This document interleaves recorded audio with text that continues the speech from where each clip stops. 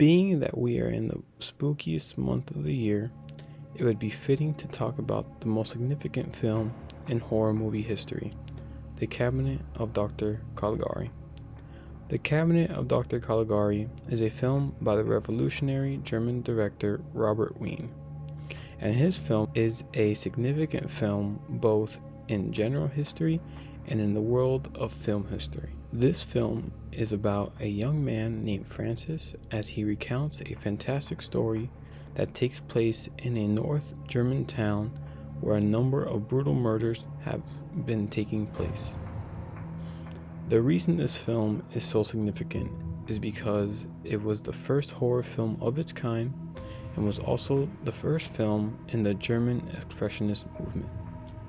This film was important to the Expressionist movement because Expressionist works examined the current and future conditions of the culture through bold and artistic expressions of creativity, and often explored topics of madness, betrayal, and other intellectual concepts.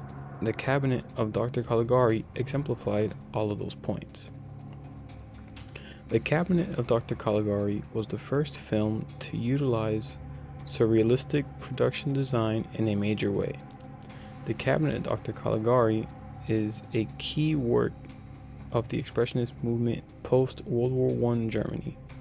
Caligari gave a giant boost to German cinema in the wake of the devastating consequences of World War I. The bizarre set pieces created a quasi-surrealistic world that received critical praise. Shadows shroud much of the action, giving a nightmarish quality to the story. The fantastic stylized sets captured the subjective perceptions of the main character by shaping the scenery from his thoughts, which was an important cinematic innovation for its time. One of the most memorable aspects of this famous film's decor is the number of sharp-angled shapes and pointed objects sprinkled throughout the film.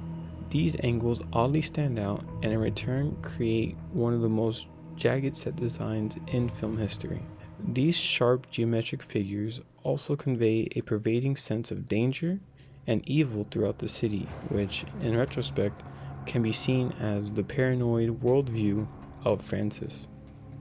Along with the set design, credit must go to the makeup department, which did a terrific job in capturing this almost undead-like look, which would go on to inspire zombie makeup as we know it today.